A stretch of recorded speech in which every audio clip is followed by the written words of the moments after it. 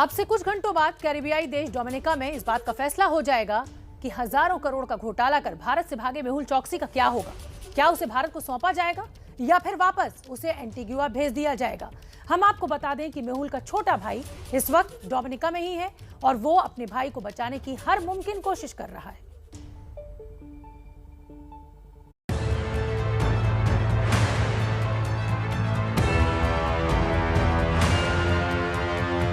भगोड़े मेहुल चोकसी पर शिकंजा कसना शुरू हो चुका है। भारतीय जांच एजेंसियों की पूरी कोशिश है कि इस घोटालेबाज को जल्द से जल्द भारत वापस लाया जाए। अभी तक की जानकारी के मुताबिक मेहुल चोकसी अपने आप को बचाने की पूरी कोशिशें कर रहा है। आज शाम इस बात पर तस्वीर साफ हो जाएगी कि मेहुल चोकसी को डोमिनिका से भारत भेजा जा सकता है या नहीं। कैरिबियाई देश डोमिनिका की अदालत इस मामले पर महत्वपूर्ण सुनवाई करेगी, जिसके लिए भारतीय जांच एजेंसियों ने भी अपने दावे और दलीलें तैयार कर लिए हैं। सूत्रों से मिली जानकारी के मुताबिक मेहुल चोकसी के खिलाफ जांच एजेंसियां डोमिनिका की कोर्ट में तर्क देंगी कि मेहुल भारतीय नागरिक है जो 12,000 करोड़ रुपए के घोटाले में भगोड़ा है। भारत में मेहुल के खिलाफ कई आपराधिक मामले दर्ज हैं। मेहुल चोकसी की नागरिकता और पासपोर्ट दोनों ही भारतीय हैं। इंटरपोल ने भारतीय नागरिक होने के आधार पर रेड कॉर्नर नोटिस जारी किया है। जानकारियां छुपाकर दूसरे देश की नागरिकता लेने की कोशिश की है।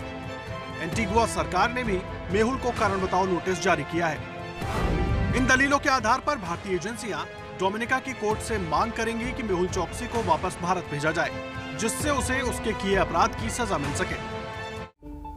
और इस समय की बड़ी खबर आपको बता दें, मातृभूमि में अमेरिकी वैक्सीन फाइजर और मॉडर्ना के भारत आने का रास्ता साफ हो गया है।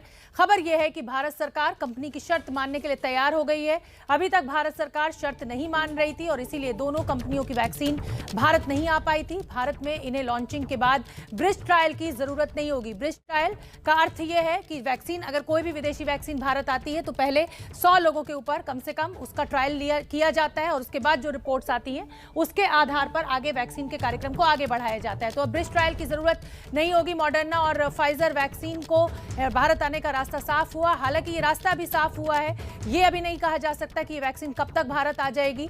लॉन्चिंग के बाद वैक्सीन को ब्रिज ट्रायल की अब जरूरत नहीं होगी। ये सूत्रों के हवाले से खबर आ रही है, बड़ी खबर और अच्छी खबर। ये फाइजर और मॉडर्ना को लेकर इंडेमनिटी अगेंस्ट लायबिलिटी को लेकर दिक्कत नहीं होगी। दूसरे देशों ने दिया है तो हम भी तैयार हैं, भारत सरकार का कहना है। अगर इन कंपनियों ने भारत में इमरजेंसी यूज ऑथराइजेशन के लिए अप्लाई किया तो देने को तैयार। प्रफुल्ल श्रीवास्तव ज्यादा जानकारी लिए हुए जुड़ रहे हैं। प्रफुल्ल श्रीवास्तव, इनको ये जो दोनों वैक्सीन है इनको अब ब्रिज ट्रायल की जरूरत तो नहीं होगी। साथ ही इनकी एक और मांग थी कि किसी भी तरीके की मेडिकल कैजुअलिटी में ये किसी भी कोर्ट कचहरी के चक्कर में नहीं पड़ेंगे। इसको लेकर क्या अपडेट आपके पास?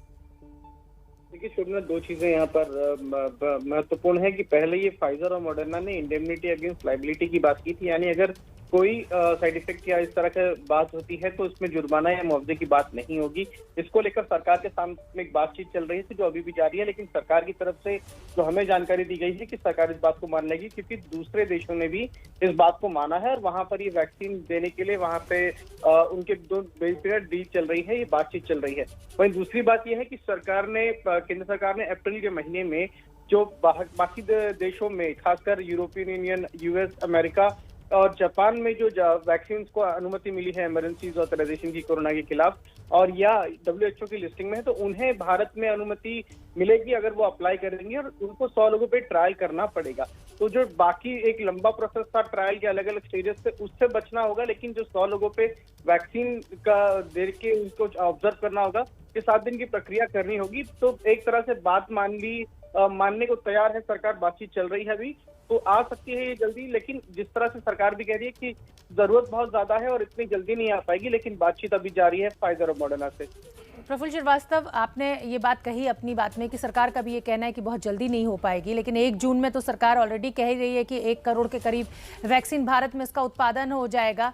अगर हम फाइजर और मॉडर्ना, अगर आप दिलचस्पी क्योंकि दिखाने लगी हैं, तो अगर हम टाइम एस्टिमेट करें लेमेंस लैंग्वेज में तो लगभग कितना समय लग सकता है? 2 से 3 महीने? देखिए, थोड़ा ज्यादा वक्त लग सकता है क्योंकि अभी जो बातचीत चल रही है इसको मुकम्मल होना पड़ेगा। उसके बाद जब ये पूरी बातचीत हो जाएगी और उसके बाद किस तरह के वैक्सीन को कैसे दिया जाएगा, क्योंकि इन दोनों वैक्सीन के लिए जो स्टोरेज कैपेसिटी है या जो स्टोरेज है वो -70 डिग्री के आसपास है, तो उतना उसके लिए स्टोरेज बनाना पड़ेगा। ये बाकी वैक्सीन की तरह 2 से 8 डिग्री पे नहीं, इसके लिए स्टोरेज के लिए अलग व्यवस्था है। तो वो कैसे की जाएगी, कैसे लाई जाएगी, अभी भारत में इसका प्रोडक्शन कैसे होगा, तो क्या टेक्नोलॉजी ट्रांसफर होगी या फिर वहां से ही इंपोर्ट होकर आएगी, तो इन तमाम चीजों पे बात करें तो अगर 6 से 7 महीने से ज्यादा का वक्त लग जाएगा तो उसके बाद ही कह पाएंगे कि तब तक आइए। लेकिन फिलहाल बातचीत जो है एक सकारात्मक मोड पर है, जहां पर सरकार बहुत सारी चीजों को मानने को तैयार है। फाइजर ने और मॉडर्ना ने भी इच्छा जाहिर की है भारत में आने की। प्रफुल्ल श्रीवास्तव, अगर 6 से 7 महीने लगेंगे और तीसरी लहर की बात ये की जा रही है कि सितंबर तक तीसरी लहर का आक्रमण हो सकता है भारत पर, तो इस तरीके से देखते हुए तो ये बहुत विलंब है और मुझे नहीं लगता कि ये फिर उतना फायदेमंद है भारत के लिए।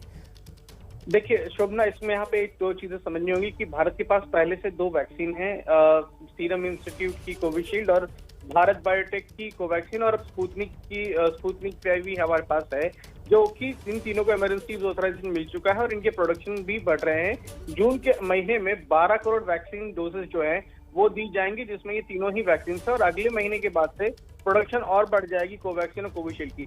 इस बीच में जितना ज्यादा हो सके सरकार भी कह रही है कि ज्यादा से ज्यादा वैक्सीनेशन करेंगे। और ये जो प्रोसेस है, क्योंकि ये एक वैक्सीन जो है ये देने में और उसको यहाँ लाने में इसमें वक्त लगता है, तब तक ये जो 3 वैक्सीन है ये दिया जाएगा लोगों को। और उसके अलावा कुछ और वैक्सीन जो कि बहुत ही जल्दी, जैसे जाइडस कैडिला की इमरजेंसी ऑथराइजेशन के लिए आ सकती है, उसके अलावा कुछ और वैक्सीन के ट्रायल जो है, जैसे भारत बायोटेक की नेजल वैक्सीन जो है उसके ट्रायल जो है वो जल्द खत्म होने की संभावना है। तो अगले 2 महीने में कुछ और वैक्सीन भी आ जाएंगी जिसका प्रोडक्शन भारत में ही होगा और वो भारत में उपलब्ध होंगी। तो इसीलिए भारत सरकार को ये मानना है कि अगस्त के बाद से स्थिति बहुत अच्छी होगी। ये जून के महीने में 12 करोड़ वैक्सीन है जो कि जुलाई में और बढ़ जाएंगी। तब तक वैक्सीनेशन का जो कार्य है वो चलता रहेगा और इस बीच में जो फाइजर और मॉडर्ना की जैसी वैक्सीन हैं वो भी भारत लाने की तैयारी की जा रही है। बहुत बहुत धन्यवाद प्रफुल्ल श्रीवास्तव इस पूरी जानकारी के लिए। तो अच्छी और बड़ी खबर यही है कि मॉडर्ना और फाइजर इन वैक्सीन को लाने की भी तैयारी चल रही है। हालांकि अभी इसमें समय लगेगा, लेकिन इसमें जो नियम थे उनमें छूट दी गई है। भारत सरकार ने मान लिया है कि किसी भी तरीके की अगर कोई भी दिक्कत आती है, कोई साइड इफेक्ट आता है इस वैक्सीन का, तो किसी भी तरीके का जिसको कहा जाए कि रिम्बर्समेंट या जिस तरीके की बात की जाती है कि भाई आप हमें इसका जो नुकसान हुआ है उसका पैसा दीजिए, उसको वेव ऑफ कर दिया गया है। दूसरा जो इमरजेंसी जो ट्रायल होना है उसको भी सहमति दे दी गई है। 12वीं की परीक्षा रद्द हो गई है, लेकिन इसके बाद सवाल ये खड़ा हो गया है कि इससे छात्रों को फायदा होगा या नुकसान। ये सवाल इसलिए भी है क्योंकि 12वीं के नतीजों पर ही छात्रों के आगे का भविष्य टिका होता है। 12वीं के नतीजे ही तय करते हैं कि उन्हें किस ओर जाना है। एबीपी न्यूज से ऐसे ही कुछ सवालों के जवाब तलाशने की कोशिश की है, आप भी सुनिए।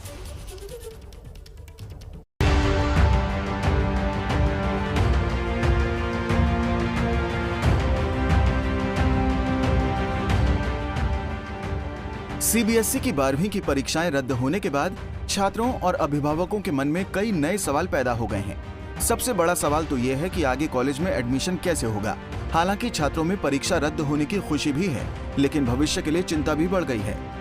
क्लास 12 12वीं की परीक्षाएं रद्द कर दी गई हैं और परीक्षाएं रद्द होने पर जो अभिभावक हैं और जो छात्र हैं उनके मिक्स्ड रिएक्शंस हैं। कुछ के लिए ये डिसीजन काफ़ी बेहतर है और कुछ के लिए डिसीजन कुछ ज़्यादा ख़ास नहीं है। इस वक्त मेरे साथ कुछ पेरेंट्स भी मौजूद हैं, कुछ स्टूडेंट्स भी मौजूद हैं। उनसे बात करते हैं और जानते हैं क्या रिएक्शन है उनका। सबसे पहले हम जानते हैं बच्चों से कि उनका क्या रिएक्शन है। अच्छा डिसीजन था क्योंकि अभी मेडिकल फैसिलिटीज़ की बहुत स्कैर्सिटी है and our health is a priority. I think ये गवर्नमेंट का बहुत अच्छा डिसीजन है। आई थिंक गवर्नमेंट ने सबको अपने दिमाग में रखते हुए डिसीजन लिया है। इस बार एग्जाम्स कैंसिल हो गए, आप एक अभिभावक हैं, एक पेरेंट हैं, क्या रिएक्शन है आपका? सेफ्टी और हेल्थ पॉइंट ऑफ व्यू से गवर्नमेंट ने सही डिसीजन लिया है, पर अब जो एडमिशन प्रोसेस है वो बिल्कुल फेयर होना चाहिए बच्चों के साथ, ताकि बच्चे न घबराएं नहीं आगे के लिए। हेल्थ पॉइंट ऑफ व्यू से देखा जाए तो बहुत अच्छा डिसीजन है, बट ये है कि आगे अब कोई फेयर उनका क्राइटेरिया होना चाहिए कि ताकि बच्चों को भी आगे कोई दिक्कत ना हो एडमिशन्स वगैरह में।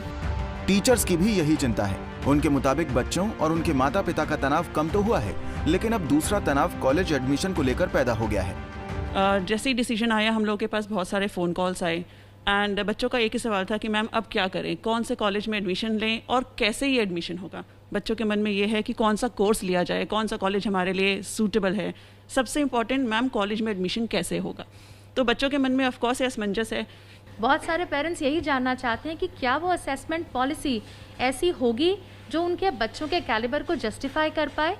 और हम भी एज अ टीचर गवर्नमेंट से यही रिक्वेस्ट करना चाहते हैं कि ऐसी असेसमेंट स्कीम बने जो बच्चों के फ्यूचर को लेकर सही हो और सारे बच्चे उसमें खरे उतरें। 12वीं की परीक्षा रद्द होने के बाद पटना के स्कूल प्रशासन और अभिभावकों ने राहत की सांस तो ली है, क्योंकि इस वक्त बच्चों का स्वास्थ्य पहली प्राथमिकता है।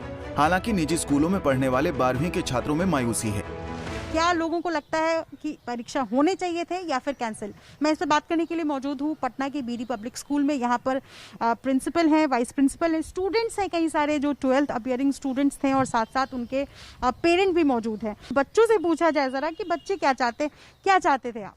मैं चाहता था कि एग्ज़ाम डेफिनेटली होना चाहिए था, क्योंकि हमने पूरे साल तैयारी की थी और पिछले 1.5 महीने में जब हमें और एक्स्ट्रा समय मिला था तो हमने और भी फोकस करके सीबीएसई के बोर्ड्स के लिए तैयारी की। सोचा कि एंट्रेंस शायद अगले साल निकालना होगा, पर इस साल ना तो एंट्रेंस ही दे सकेंगे, ना ही हम लोग इस बार सीबीएसई की बोर्ड्स परीक्षाएं दे पाए। मेरे को भी लगता है कि एग्ज़ाम जो होने चाहिए थे सीबीएसई 2021 के एग्ज़ाम्स होने चाहिए थे, क्योंकि हम लोग के बहुत प्रिपरेशन किए थे। शुरू ही से हम लोग बहुत साल से प्रिपरेशन कर रहे थे। बोर्ड की परीक्षाएं होनी चाहिए थी, क्योंकि हम साल भर तैयारी करते हैं। कॉलेज एडमिशन के अलावा जो दूसरी सबसे बड़ी चिंता बच्चों को है वो है परीक्षा में मिलने वाले नंबर्स का, क्योंकि परीक्षा तो हुई नहीं, इसलिए नंबर्स कैसे मिलेंगे। कहीं ऐसा तो नहीं होगा कि मेधावी बच्चों को इससे सबसे ज्यादा नुकसान उठाना पड़ेगा। सरकार ने फैसला किया कि इस बार 12वीं की परीक्षा नहीं होगी और बच्चों को मार्क्स कैसे दिए जाएंगे इस पर आने वाले दिनों में फैसला किया जाएगा। मगर इस फैसले पर बच्चों का क्या रिएक्शन है? जिन्होंने 12वीं परीक्षा की तैयारी कर रहे थे वो सब हमारे साथ हैं। कैसा रहा ये सब? सरकार के फैसले किस नज़र से देखते हो? अगर उन्होंने ये फैसला लिया कि सबको एक ही साथ प्रमोट कर देंगे तो ये गलत होगा, क्योंकि जो बच्चा ज़्यादा मेहनत कर रहा है और जो कम मेहनत कर रहा है तो उनमें एक डिस्टिंग्विश, मतलब उनके बीच में एक अंतर तो रहना चाहिए। उधर मुंबई में स्टेट बोर्ड के बच्चों की चिंताएं बढ़ गई हैं। उनके मन में सवाल है कि उनकी परीक्षा का क्या होगा। आपको क्या लगता है, एग्जाम होना चाहिए 12th के बच्चों का? सीबीएसई बोर्ड के बच्चों का तो एग्जाम कैंसिल हो गया, आप लोग क्या सोचते हो? स्टेट बोर्ड से हो आप? होना चाहिए था, पर अभी इस कोरोना की सिचुएशन में हम भी अभी कुछ कर नहीं सकते। ऑनलाइन तो होना चाहिए था। आप क्या सोचते हो, सेफ्टी जरूरी है, एग्जाम जरूरी है? बच्चों का फ्यूचर क्या सोचा है सरकार? सेफ्टी भी ज़रूरी है, पर सरकार अभी जो भी डिसीजन लेगी वो स्टूडेंट्स के सेफ्टी के बारे में ही सोच कर लेगी। छात्रों, शिक्षकों और माता पिता का चिंता जताना लाजमी है, क्योंकि 12वीं की परीक्षा एक ऐसा पड़ाव है जो सबसे ज्यादा अहम है। 12वीं के नतीजों पर ही बच्चों के आगे का भविष्य तय होता है।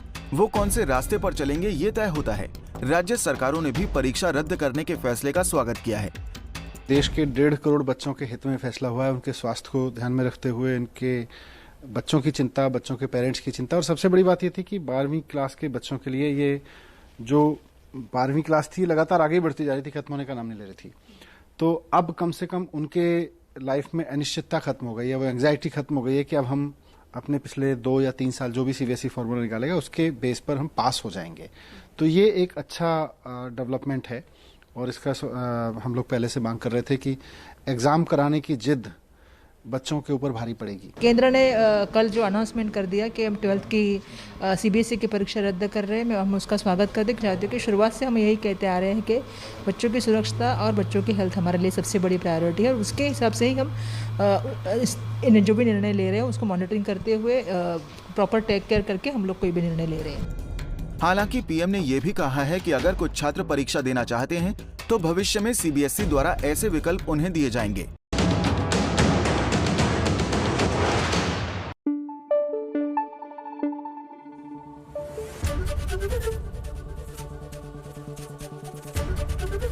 एबीपी न्यूज आपको रखे आगे।